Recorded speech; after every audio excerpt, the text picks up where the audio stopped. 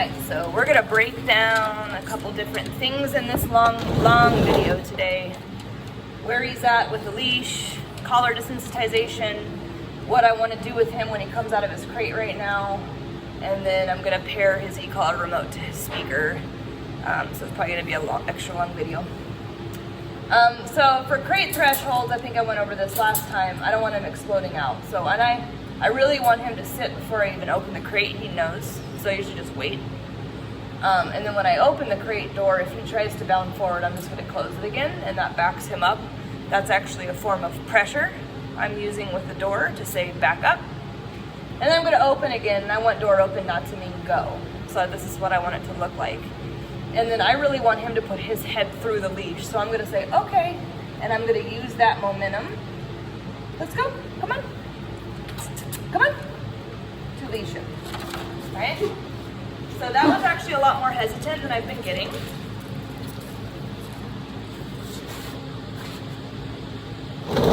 He usually just comes right out, but you know, he's not consistent yet. So you can always bring food in as a lure and put it like on the other side of the leash, so he has to stick his head through the leash to get the treat.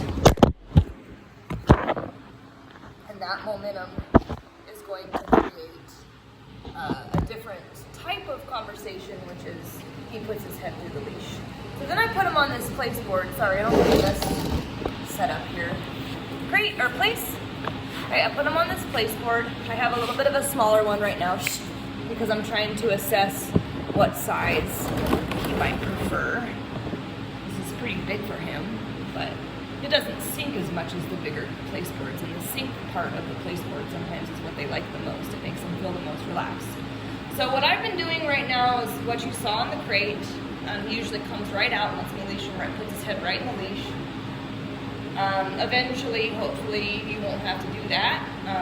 But probably for a long time, weeks, maybe even months, you might have to start the process like this, because if you're going to take the e-collar off in his crate, he needs to have the e-collar on when he's not in his crate. And so the leash gives us an opportunity to set up a proper training session where we can e-collar him without getting frantic or worked up. So he's on this place board for a multitude of reasons. The biggest for right now is that I need to put his e-collar on him, and I'm going to show you how I do that. But in general, especially before the e-collar was even part of this program, I was putting him on this to make him calm down, because when he comes out of his crate, he's not every time, sometimes he's tired, but a lot of the times he's very energetic and very worked up, and the place board calms him right down. I do not want to start any activity out of the crate in an excited way, right? So that's going to be one of your jobs when he comes home, is to maintain a calm mentality when he comes out of his crate and wait for the calm. That's where people don't understand, right?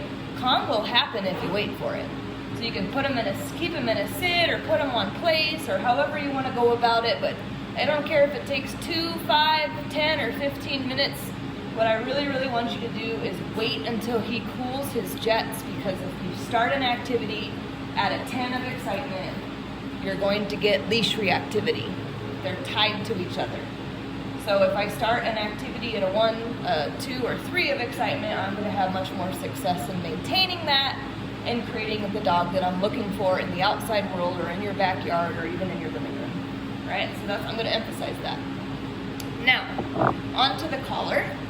This is the same thing I was doing with the leash. When he sees this, I want him to feel like he wants to move forward, right? I'm really worried about this e-collar, not for psychological reasons. I feel like I'm struggling making a connection through his thick hair. And so I might have to put a larger set of prongs on this, which is not ideal, but his hair is super thick. And it has to be touching the skin, and it has to be snug, right? Because it's a TENS unit, and in order to get that connection, there needs to be pressure against the skin in order to make that happen. So that's my biggest concern right now with this collar. But what you can see is that this collar does not send him away from me, and I'm not holding him here with a leash. This is all him. Now, one of the things I've been doing when I start the initial process of actually clipping it is I like to make sure that his mouth is actually full of food at first. Right, so right there what I did is I lured him in, and when he was in and lured, I started rubbing the e-collar prongs on his throat, because that kind of gives him the association that this e-collar is safe, I'm not threatened by it, and it also kind of gives me a massage, and she can mess with my neck and nothing bad ever happens, right? But when I go to clip it, that's when I have the two hands over his head, that's when he gets the most concerned. So what I like to do is lure him in and give him a big fat treat so that his mouth is full. My goal is to eliminate that process eventually, so we can just put it on like you saw with a leash. But for now, there's still a lot of concern in the over the head and the clipping process. So a mouthful of food is less concerned. And luckily not all dogs are this food motivated. So luckily he's food motivated enough to keep that mouth full. All right, so I go over the top here. I might have to get you a different collar. Holy shit. So we're not going to do the clasp. It's really annoying. I was trying to get you a quick snap, so all you have to do is quick snap it. His hair's too thick and long. So frustrating. It's like, why does it have to be on a dog who doesn't like collars, right? So you can kind of see that even with his mouth full of food, there's some concern. So I'm not going to cinch it as tight as I need to right now. I just cinched it as close to as tight as I need for now, because I really want to break this down into food increments. And the tighter I get it, the more likely they are to kind of go into a panic. You know, it's like something snugging up on them. So, you're a good boy. Thank you for being so patient with me. Thank you for being such a patient boy with me. So one of the things I think that you two are going to struggle with, I shushed him because he started to put his mouth on. And what I'm trying to get to the point right now is that putting his mouth on me does not make me move away. Right? Oh, that's what I'm worried about. Right? So I don't want that.